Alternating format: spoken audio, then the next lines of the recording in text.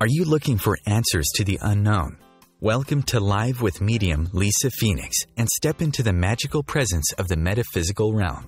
Lisa will share the wisdom and musings from her own experiences, have intriguing conversations with other mediums and healers, in addition to exploring a wide array of topics and teachings on intuitive and mediumship development. Lisa will be taking your calls and inviting your friends and loved ones in the spirit world to share their stories with us. Raise your awareness as you are reunited on the level of love, and let's go live with medium Lisa Phoenix.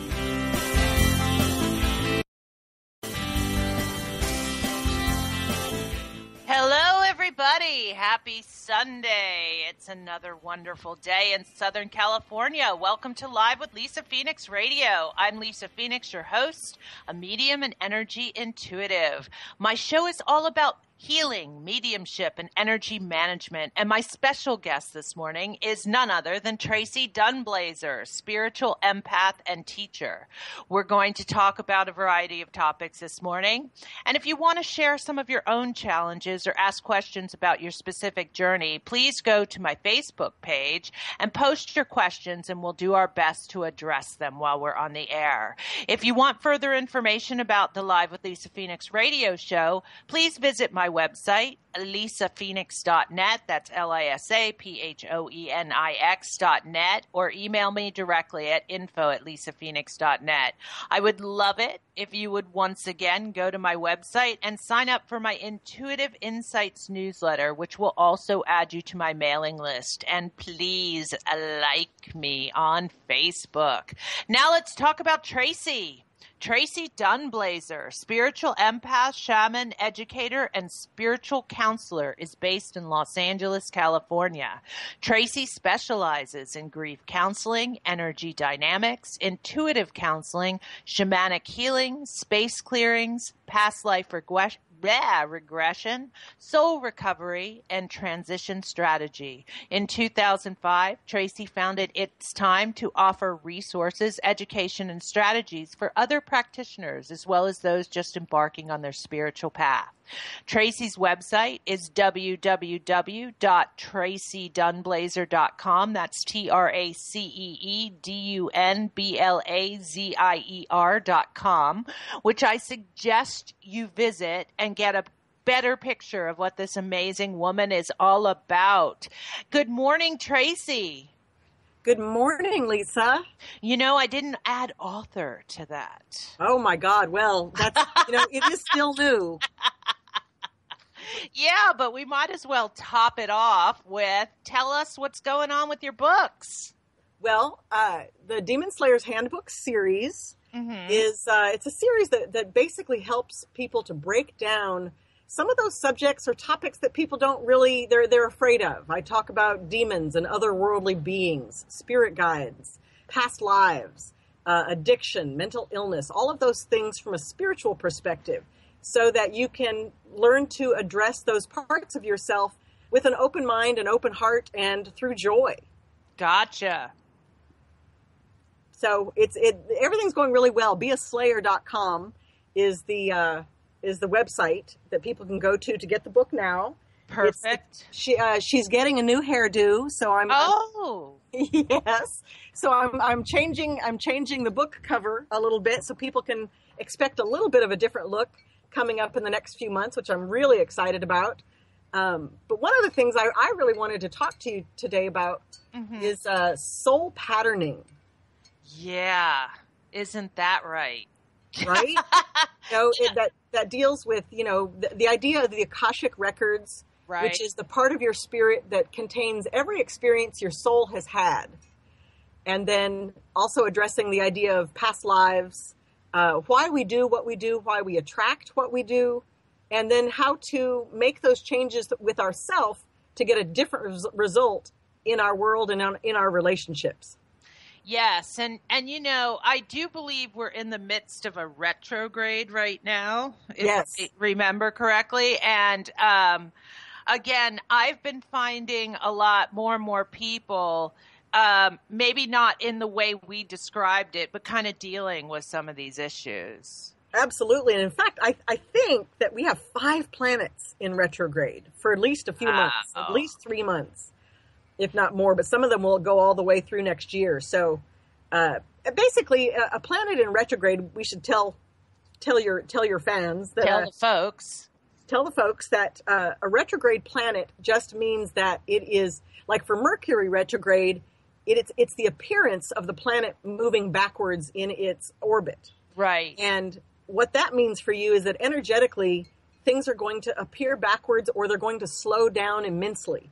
And the good news, other than Mercury, all of the other planets, it's actually good because it allows you space to be introspective and reflective on yourself and the particular dynamics that the planet represents. Exactly. So now is a great time to do inner work, to do, get your home altars set up, and really start digging into some of these dynamics that you have going on that you don't want to have going on like they are any further. Yeah. And, I also think that's a great way to put it because, most of the people I hear talking about Mercury retrograde, they're like, oh, there's another one. Right.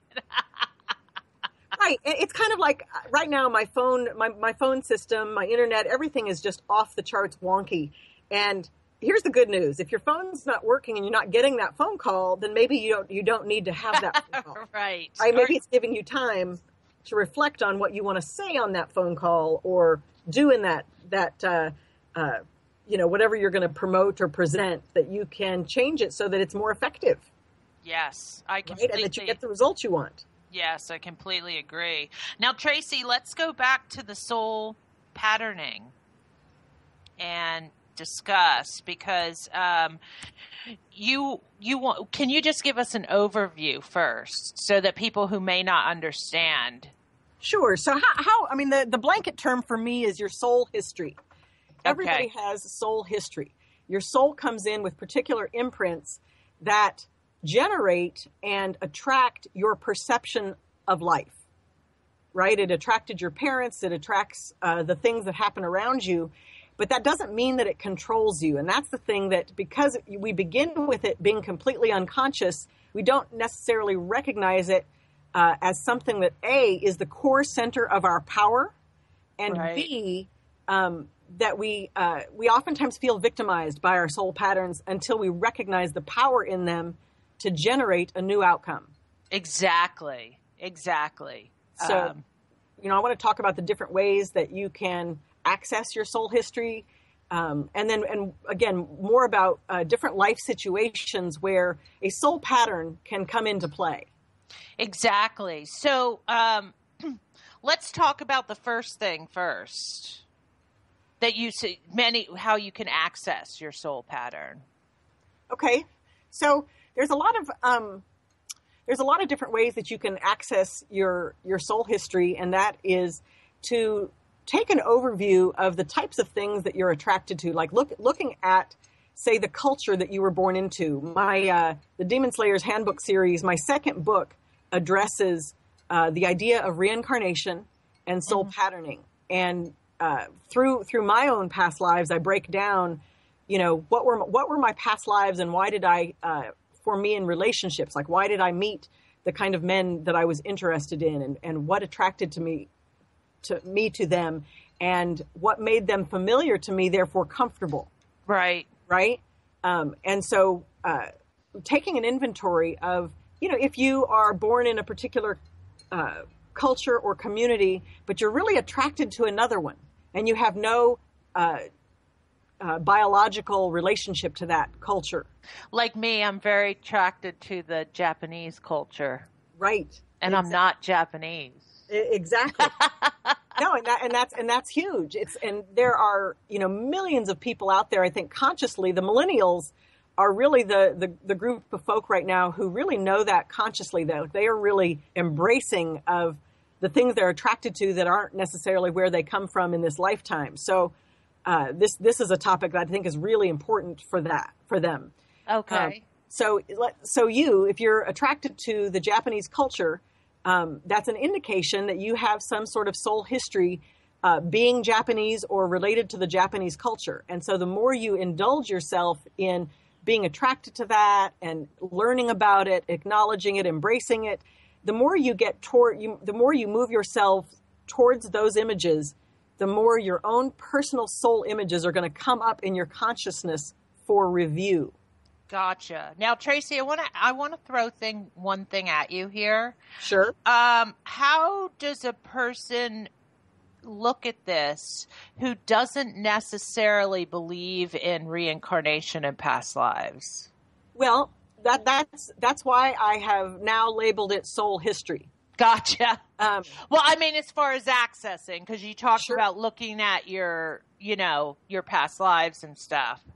Right. And so when everybody has a soul history and some patterns that are some spiritual dynamics that are going on that are affecting their lives. And right. We get those through these imprints that we have on our spirit, which is the way we perceive our life through, the lens that we look at our life through. And whether or not you believe in past lives, it's okay to recognize that you have soul imprints that align you with certain other ideas, cultures, religions, spirituality, sexual orientation. All of those things are related to how our spirit addresses our biological world. Gotcha. Right? So, yes. A man who is born a man but feels like he is a woman, that's not a coincidence. There are spiritual implications for him that are going on that he's come in this lifetime to reconcile through his conscious choice. Right? So if he decides to, that realizes he's a she, and then moves forward in addressing his life through a feminine lens, right, and becomes a her, right, that's a spiritual choice. There are a lot of physical world obstacles that he has to overcome in order to make that conscious choice and therefore change his perception of life. Perfect. Okay. Everyone stay tuned. My special guest, Tracy Dunblazer. You're listening to Lisa Phoenix Live. We'll be right back.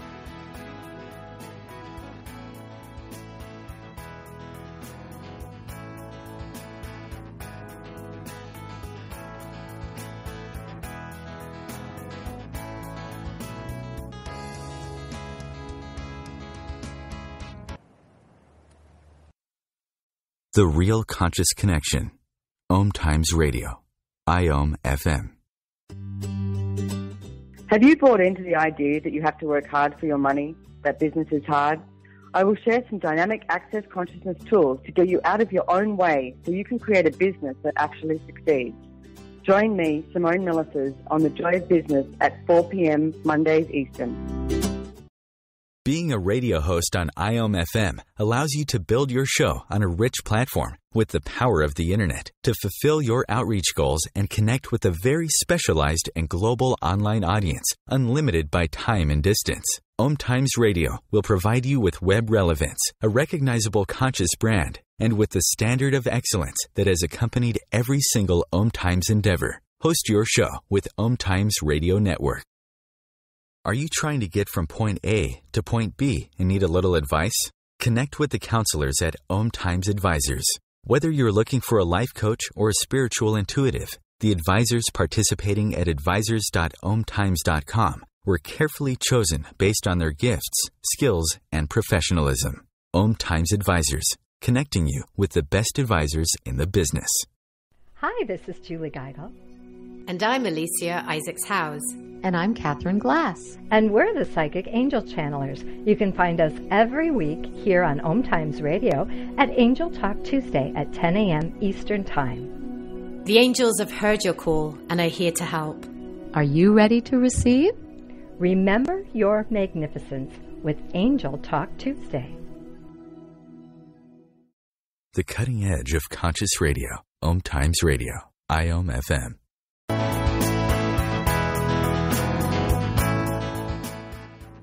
Welcome back, everybody. You're live with Medium Lisa Phoenix and Tracy Dunblazer, spiritual empath. Tracy, we're talking about soul patterning. Yes. And we were actually talking for a minute about how people can look at this who don't necessarily believe in reincarnation. And you've given us brilliant way to do that. So let's move forward and maybe talk about, I don't know, do you want to talk about some examples and how this comes to play in life?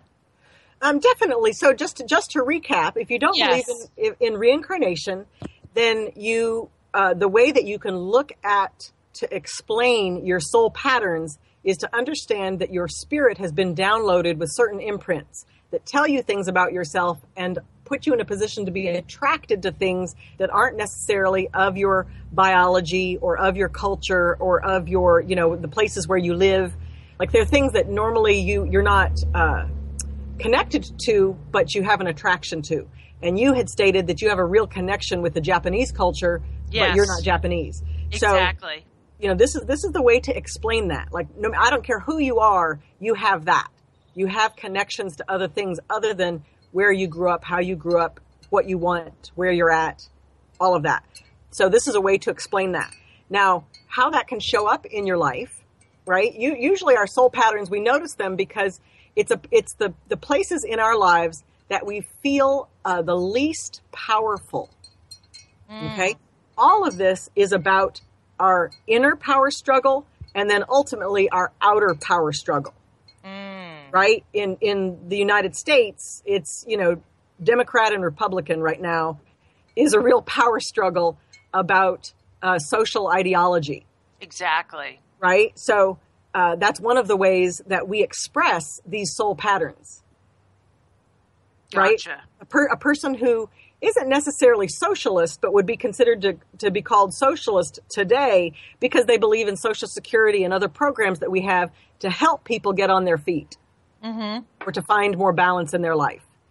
Right? Gotcha. Yes. There's a whole group of people who say, I'm not going to pay for you to get medical care, and I'm not going to pay for you to do X, Y, and Z. You need to learn to take care of yourself. Right.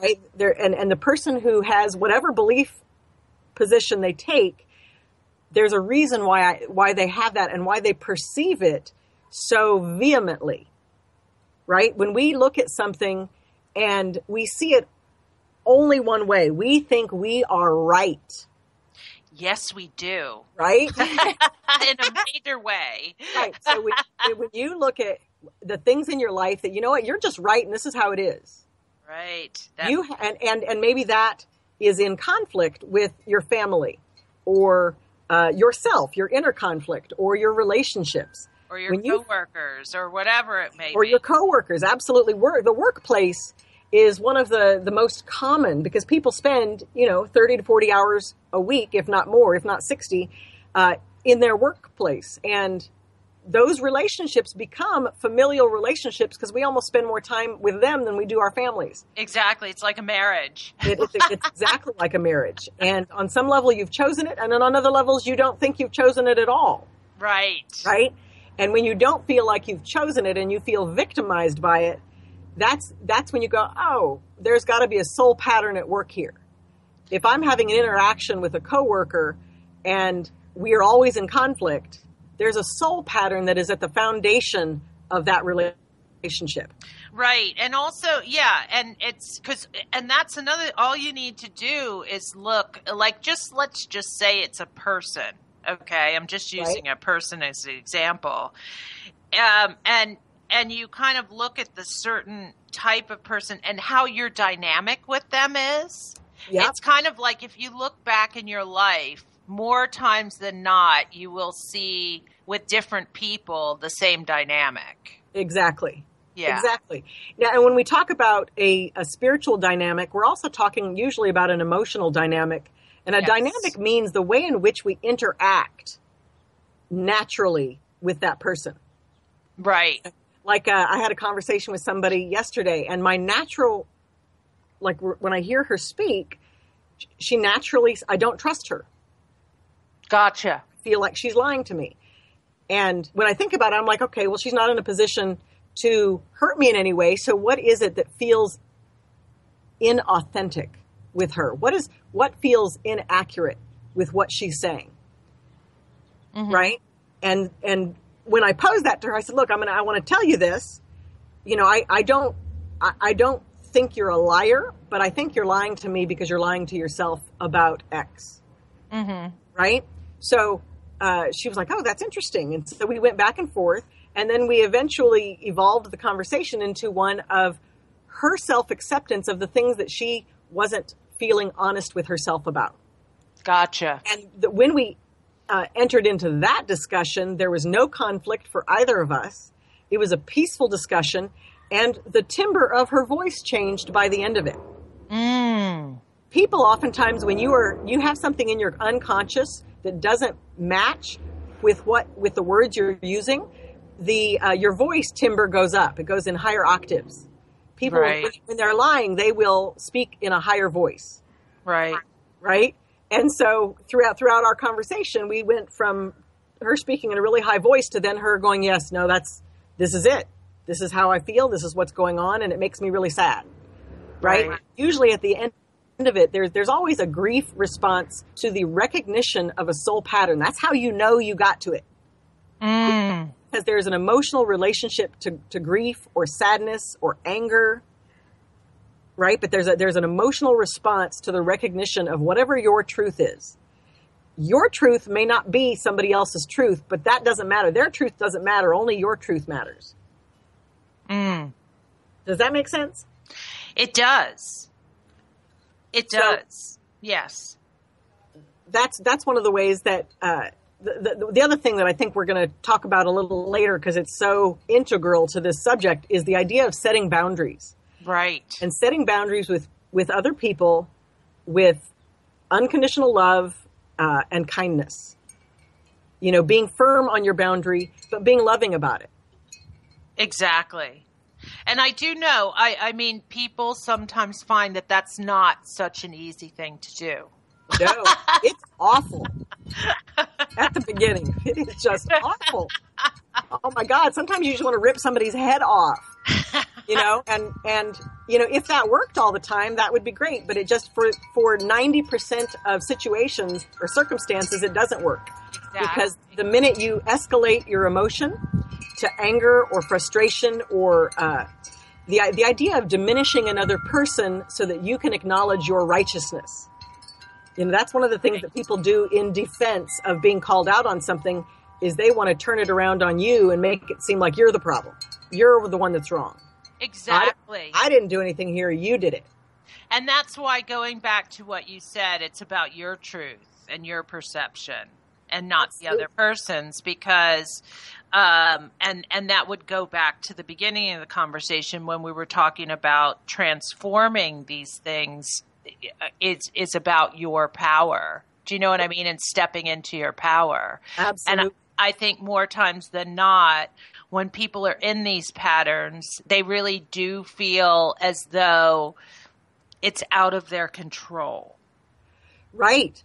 And that's a really great point, because they feel like they're out of control because their goal is somehow to turn the other person in alignment with them, to get them to agree to what, you know, if I'm trying to get you to agree with what I'm saying and make keep the relationship and make it peaceful. Right.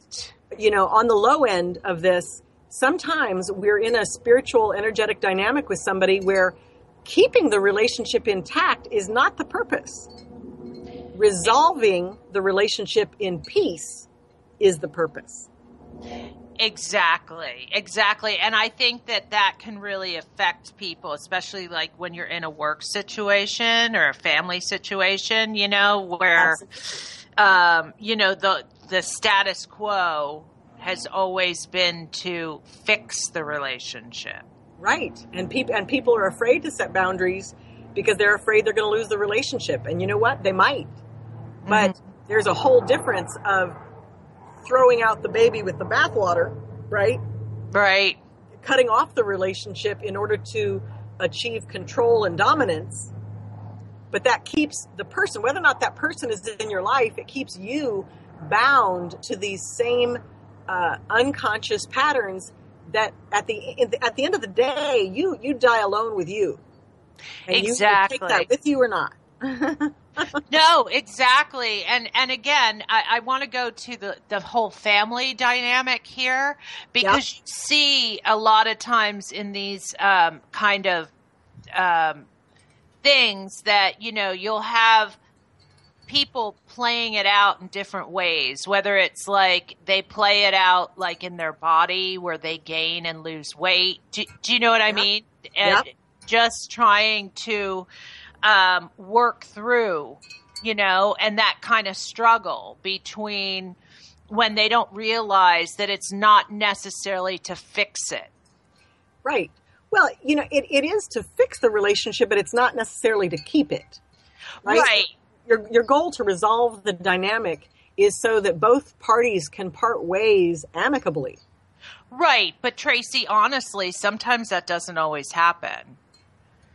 No, it doesn't. But if an individual can, it is your own personal conflict that keeps you up at night. That's what I'm saying. So, in other words, if you're going into a dynamic, you can do what you feel led to do, as far as like do your own work. Like they say, keep your own side of the street clean. Yeah. But you can't control how that other person, but you can resolve it. Do you know what I mean? Within your own self. You are absolutely right. No matter how they respond. That's what I'm trying to get at. That you spoke it beautifully. You can't control how the other person is going to react. But if at the end of the day, you're at peace with what you've done and how you've done it, then you let go of the relationship, and therefore you don't have to deal with their conflict about it. Exactly. So no matter how it ended, you can walk away with your side of the street clean. It's such a, everybody knows that saying. So that's why I'm using it.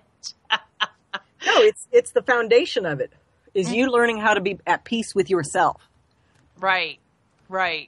And even we're coming to another commercial break. Stay tuned, everybody. You're listening to Live with Lisa Phoenix and my special guest, Tracy Dunblazer. We'll be right back. Stay tuned.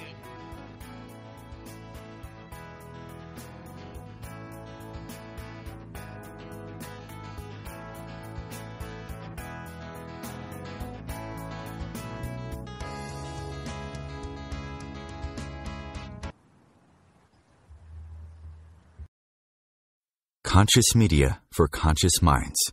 OMTimes. The truth is, you can't change the world if you're broke. I know. I tried.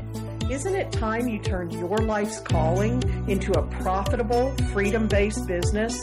I'm Michelle Barr. Join me every Thursday at 2 p.m. Eastern for Sacred Success. Host your show on IOM-FM, the radio network of OMTimes Media, one of the more recognized brand names in the conscious community, and is backed by the extensive marketing reach of OMTimes. Hosting a show on IOM-FM immediately connects you with our extensive dedicated community. Have you ever wondered how to change your love paradigm? The secret key is finding a love partnership, not just a regular connection. How do you find these? Through conscious relationships. Ascending Hearts Dating is a dating site for people like you that believes in second chances and a different type of spiritual connection. Try Ascending Hearts for free today at ascendinghearts.com and change your love paradigm. Ascending Hearts, the premier dating community for the spiritually awake. Live with medium Lisa Phoenix, Mediumship Messages and Musings, explores mediumship and all things metaphysical. Lisa Phoenix invites you to reach above and beyond your everyday experiences to explore new dimensions in the spirit world. She will do live readings to connect callers to their loved ones in spirit, shares engaging stories and teachings from her own personal experience, and will have intriguing conversations with other mediums, spiritual teachers, and healers to help you understand the metaphysical world so you can connect to these forces in your day-to-day life. Join your host on this magical and metaphysical journey into the world of spirit every Sunday at 1 p.m. Eastern Time. Your conscious connection to a more mindful world. OMTimes Radio. IOM-FM.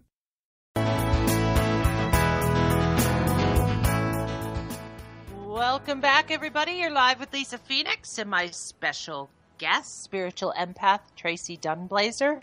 Tracy. Yes. So, why don't we talk about boundaries? Okay. So, the first thing that you have to look at when you're looking to set a boundary with somebody is to what is at the core, like what is it you're looking to have happen? So the easy ones are when you're dealing with abusive people, whether they're emotionally abusive or physically abusive, is you're looking to set a boundary to say, you know what, I am no longer the one for you to treat that way. I am no longer the one for you to speak to that way. Right? And that's an internal boundary. I just will not be victimized by you no matter what you do. Right? So the first thing that you have to do is to look at where you feel a lack of power or a sense of vulnerability with somebody, and then look to shore up that part of yourself, right? You can't really set an effective boundary unless you're committed to it, right? One of the things that we talk a lot about today in our culture is domestic violence. Right. And, you know, I can't really shoot off any statistics about it, but a lot of men and women, but predominantly women who get involved with abusive men, oftentimes those men, sometimes they kill those women. And the goal here is to not blame the woman, right, for not being able to set an effective boundary with her partner, but to more deeply look at your commitment of no longer being victimized by another person, right? Yes. These people who have been victimized, they've been raped, they've been, molested as a child, they have internal power issues, rightfully so. When they have fully looked at that power struggle and fully forgiven themselves and ultimately forgiven their abuser, it puts them in a whole other level of power and peace with saying no to certain things. Gotcha. And in order to have achieved that, one has to, if you've been victimized, you have to do the work that's necessary to find, to grieve your loss, to grieve the way it was, to also grieve the way it wasn't, right? How many people have at some point in their life felt, I just wish I had different parents. My parents weren't the best parents for the kind of person that I am. And my parents were mean to me, or they were unkind, or they weren't equipped to deal with a set of issues, right? People have to forgive themselves for and grieve the loss of the thing they just never had and they're never going to have. Right. Right? My parents are who they are and they're not going to change, but I can change myself in that. I can change my relationship to that. That doesn't mean that we condone some of the bad behavior or sometimes the, illegal behavior that parents do. But we can forgive ourselves and forgive them enough to stop being victimized by their pattern. Exactly. And Tracy, I think sometimes people get stuck there because on the one hand, they can say sometimes that, their parents weren't equipped or this or that and the next thing. But on the other side, they're also blaming their parents instead of, and again, in that point, it seems like the forgiveness part gets kind of lost somewhere. Do you know? Yes. And it's kind of what you said was right, that they have to forgive themselves. Right. And I think a lot of people think that forgiveness means condoning a behavior. Right. That doesn't mean that what they did was okay. It just means that it was all that they could do, and I forgive them for it, and I grieve my loss. Exactly. By grieving, I let go of what they did and then open up to not ever participating in that kind of dynamic in that way ever again. Exactly. Yeah. And I think it's so important too that when we turn that to ourselves as well, it's the same thing about forgiving yourself in a particular situation where your critic voice comes on and everything. And it's just about accepting the fact that you did all you could do in that moment. Right. you know? Right. You did the best that you could do. You didn't know enough to make the change that you needed to. Exactly. In the time that you had to deal with that. Exactly. Sometimes when we have eliminated people from our life and we're still in pain, it's because our spirit wants us to look at not only what we did, but going forward, what we now can do. Right? Exactly. We can't control what other people are going to do, but we can always control what we're going to do. Right. And you know what? When you don't forgive yourself and you keep criticizing yourself and whatever, it's almost kind of, in a way, it's kind of ridiculous because, you know, it will come around again and you'll get another shot at practicing. Exactly. Why we know that is just say, yes, it's going to come around again. So be prepared. No, yeah, and you get another chance to practice and maybe do it in a different way. Nice. And exactly what you just said is what a life pattern is. Right. Let's say if you're a person who continues to get into relationships with people, an empath getting into a relationship with a sociopath or a narcissist, right? Right. Understand that the setting boundaries is not just about taking an action. It's also about remedying the soul pattern or your soul history, but changing your emotional dynamic, right? You have to set a boundary emotionally before you feel prepared and strong enough to set that boundary in the physical world. Gotcha. Right? That makes sense, yes. And so that's the thing that it's like, I had a conversation with somebody and she was saying, I always fall in love with guys like that. And, you know that every single time she did and then got the same result and was like, damn, I should have, right? But then when it comes around again, we go, okay, he loves me and I love him and it's going to be great. Right. And then dang, there it is again. Right. But I also think, just throwing this in there too, at times, let's use that as the example. As you work through your pattern, sometimes it still happens, but it gets subtler and subtler. And Absolutely. Then you're like, oh no, I ended up there again. Right. Because understand your patterns, when you start out in this world, in this life, your patterns are unconscious. You don't necessarily know about them in your cognizant mind, in your intellectual mind. You know about them spiritually and emotionally, based on what you're attracted to and what is comfortable and familiar for you. What is comfortable and familiar may not be good. Exactly. Right? And so the first, say, 5 to 10 times, it takes a person at least 5 exposures to the same information in order to hear it or see it for the first time. So that means, Sally has been through 5 really bad relationships, and maybe they were a month long, 2 months, 6 months, a year, 2 years. But every relationship, she becomes more and more clear that there's a pattern at work. And by the 5th time, she's like, dang, she sees it now. Right?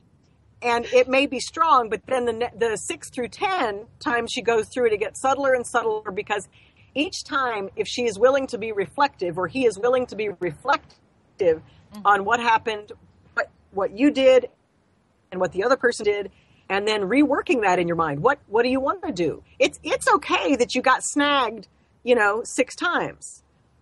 But by the 6th time, it's really important to do an inventory on what happened and why it happened and why you participated in the way you did. Right? And that's the point at which, when you start doing that work, you could say, okay, next time I'm going to inquire more. I'm going to look at this more deeply. I'm going to, not trust somebody at first glance. I'm going to be willing to really look at somebody and go, okay, well, those things I can do, but those things are deal breakers for me. Right? And therefore limit how you participate. Exactly. And when you do start to become aware, like I have a client who is in a dynamic at her job, right? And she realized about herself that one of the reasons that she participated I guess was because when she was growing up, there was a lot of conflict. Right. And so she was always trying to fix. Do you know what I mean? I'm not saying this right, but well, no, that saying it that way is perfect because she was so used to dealing with conflict, that was comfortable and familiar. It wasn't right, but it was comfortable and familiar. That was the dynamic. That was the conflict was what she was attracted to because she knew what to do. She had a strategy in that. Well, yeah, because she was always trying to fix it, to make it so there wasn't conflict and to make everybody happy and to, And then it's kind of like she realized she would sacrifice parts of her own emotional well-being in order to do that. Right. You know? Yeah. And so I'm bringing this up because I wanted to maybe give some examples. I understand domestic violence, but maybe some of the more day-to-day things. Do you know what I mean? Sure. Well, there's always a gender dynamic, male to female, or two females in power or two males in power, right? Right. The dominant and the submissive. Right. There's always that dynamic. So, you might have an issue with a boss who feels superior and you feel inferior when you're naturally around them.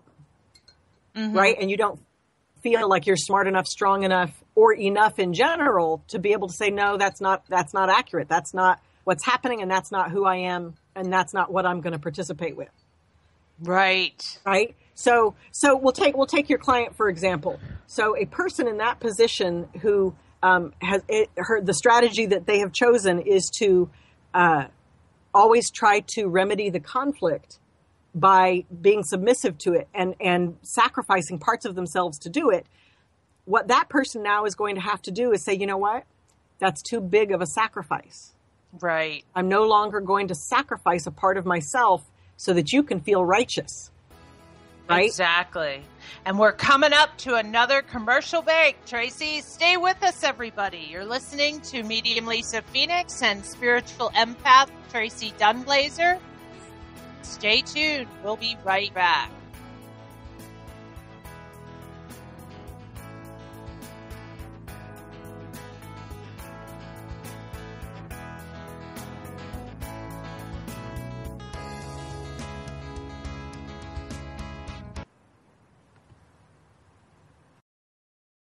Free your mind with OMTimes Radio, IOM FM.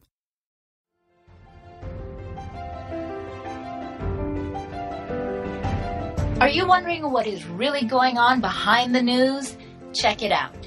Join your hosts Cielito Pascual and Diana Gold Holland on Share on the Air Radio for thought-provoking views behind the news, Sundays at 1 p.m. Pacific, 4 p.m. Eastern on OMTimes Radio.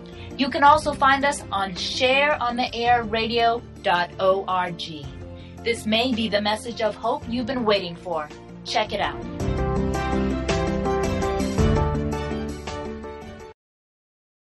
Being a radio host on IOM FM allows you to build your show on a rich platform with the power of the internet to fulfill your outreach goals and connect with a very specialized and global online audience, unlimited by time and distance. OMTimes Radio will provide you with web relevance, a recognizable conscious brand, and with the standard of excellence that has accompanied every single OMTimes endeavor. Host your show with OMTimes Radio Network. Are you trying to get from point A to point B and need a little advice? Connect with the counselors at OMTimes Advisors. Whether you're looking for a life coach or a spiritual intuitive, the advisors participating at advisors.omtimes.com were carefully chosen based on their gifts, skills, and professionalism. OMTimes Advisors, connecting you with the best advisors in the business.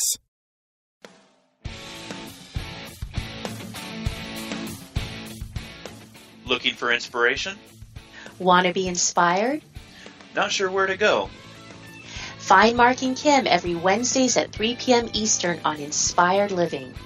Topics will elevate consciousness and range from metaphysics to the human and social experience and all things spiritual.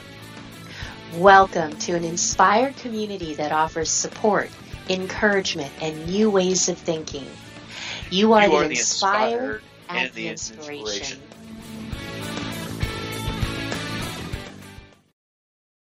Your conscious lifestyle on steroids. OMTimes Radio.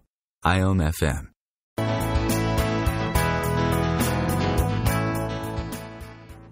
Welcome back, everybody. You're live with Lisa Phoenix and my special guest, Tracy Dunblazer. Now, Tracy, we were talking a minute ago about my client, and let's take this because, she would always say to me, well, there's certain things I'm not allowed to do and not allowed to say and da-da-da-da-da. But, the bottom line is it's like sometimes the best thing you can do as far as dealing with a situation like that, where there's all that, is just not to volunteer information.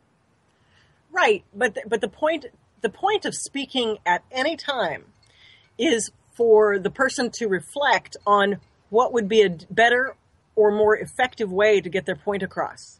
Right. Right? Meaning if for me, I've had relationships with people where I had to literally go for a month with avoiding the conversation, not having the conversation, and role playing with my friends to get it right. Because always in this dynamic with this person, he always, the one line he always had for me is like, I'm sorry you feel how you feel, but I can't control how you feel. Right. Right? And so finally, after, a month long of role playing with different people, I finally was brave enough to say, okay, this is not about how I feel. This is about what you did, and that I'm not going to have that in my life. Exactly. It's very simple, right? Exactly. But it took me, because for 5 years I always said, but you always make me feel like blah, blah, blah. Right? And the minute I would say, you make me feel. There you go. Right. And I was like, what? That's the turnaround phrase that always takes me down the bad path. Right. I think that so the bottom line is, and this is what I would really like for people to take away from this conversation today, is what can you do today to take you more deeply into understanding your soul history? And the first thing, right, that we're addressing here with your client is about how you feel. Right. Right? Look to your emotions and your feelings to dictate to you what kind of dynamic you have going on. Right. I always feel powerless. I always feel angry. I always feel hurt. Right? Those are ways that we feel. And if we can begin to just acknowledge the emotion, name 5 emotions. The first thing you should do if you think you might have a soul pattern going on is say to yourself, what are the 5 things that I feel over and over again in this relationship? And what I would do if I were folk out there is I would set up an altar in my home and light a candle and get a glass of water and write down those 5 feelings that I have over and over with that person. And I'd put it on the altar and light that candle and let that begin to generate the new images in my subconscious self, in my mind, in my heart, in my spirit, to bring up to me all the places in my life outside of that relationship that I may have experienced that same feeling. Gotcha. Right? Because when you can start saying it's not just, me and Bob here, it's, me and Sally, me and Jenny, me and Mom, me and Dad, me. Exactly. Right? When you can start because it's usually not the person you're dealing with. Right. It's the dynamic. It's right. You do this and they do that. But I didn't get this. So if I didn't get it, I know some of the listeners out there. So you said a candle in a bowl of water? Yes. And so, do you stick the words in the water? No, you just write the words on a piece of paper. Right. And I always use jar candles. I never use an open flame. And I take that list of emotions and I put it directly under the candle. And under the candle. Under the candle. Gotcha. Right? And the water at the end, when the candle is burnt down, is usually when you've been able to come to it. It's going to, for the time that it takes the candle to burn all the way down, is the time that your spirit is beginning to open up to that new information. And by the end of the ritual, you take the water and you can throw it in your garden or in a house plant or down the toilet. Gotcha. Right? The idea is you're going to flush it away forever and ever because it's taking all of that old energy and old dynamic and using it to nurture another life, which is a plant, or you're putting it in the sewage system. Gotcha. Right? And so that's the simplest altar that you can do, and it's really effective. So do these altars that you're talking about, is this something where you'd use like a little tiny candle so you could do it in one sitting, or do you use a big candle and go back and forth to it? I always go for the 3-day jar candle. 3-day. 3-day. Yeah, they're little jar candles. You can get them at the grocery store or your local New Age store. Right. Yeah. I know what you're talking about. And if you're dealing with a larger life pattern, you can go for the 7-day. Gotcha. Right? Just whatever. If it's just a simple thing that you're having an issue, say with a coworker, light that 3-day candle and really say, okay, what next? I know that I can't do what I've always done because that doesn't work. I can't react the way I've always reacted to what they do. So what is new for me? What can I do here? Right. Right. And then that creates a space for that energy and that new information to come to you to then do something different. And we can always do something different once we understand why we're doing it in the first place. Exactly. And I think that's another thing that, you started to talk about when we started this, was talking about that people should just take the time to figure out, to sit with what's going on in the different patterns, whether it's a family pattern, whether it's a relational, boyfriend, girlfriend, whether it's a coworker. Right. That people should take the time. And you said, start out doing the 5 emotions. What comes next?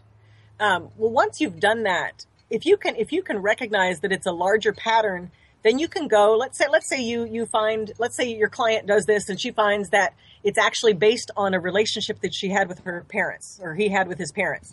Right. Then he can do a new candle that says, okay, what do I need to know? What do I need to grieve about my relationship with my parents? What do I need to let go of? And now how do I need to adjust my thinking about my power in that situation? People have, situations when they were children and say the parents were fighting and that 5-year-old child had no power. So it's natural for them to be triggered into feeling powerless again, even though they're older in a coworker situation where the coworker doesn't necessarily have any power over them at all. Right? But they feel powerless because they're going back to the 5-year-old who in fact had no power. And so whatever information comes to you and it leads you back to oftentimes events or situations or dynamics, then you can say, okay, I forgive the 5-year-old for not knowing what to do. Mm-hmm. And now I'm going to make a new agreement with my inner 5-year-old that I'm going to take care of them and that they can grow up. They're safe to grow up now and be powerful. Right? Gotcha. It's giving that part of yourself permission to be resolved and not remain in a powerless position. Gotcha. Right? That's perfect. And then once that's resolved in you, the next step is, okay, well, what do I do with this coworker? What do I do when they say X? Right? And I had a recent situation where I was doing business with this person and they're providing a service to me, but it's just stressful because they're always stressed and they're always defensive. If you say, okay, I need this, not this. And they say, well, that's great because, this person in my life kept taking it personally when I just wanted something different. And finally I said, look, I'm not going to have you speak to me in the way that you do. I understand that you're stressed. And I want you to know this is not about you or your work. Your work is amazing, which is why I'm hiring you. But I'm not going to have you speak to me that way anymore. If you want to not do this job, then you can let me know that. Or we can figure out a new way to do this. And she was stunned when I said that to her. But she looked at me. She kind of, wriggled a little bit in her seat. And then she readjusted. And then she apologized and said, I'm sorry. I just, I have this go on all the time with clients. And I said, okay, but I'm not them. And I'm sorry you have to go through that because that's hard. But how can, in this situation, let's stay present.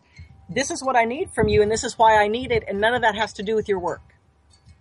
Exactly. And then she's like, okay. And we moved on and it was good. And wonderful.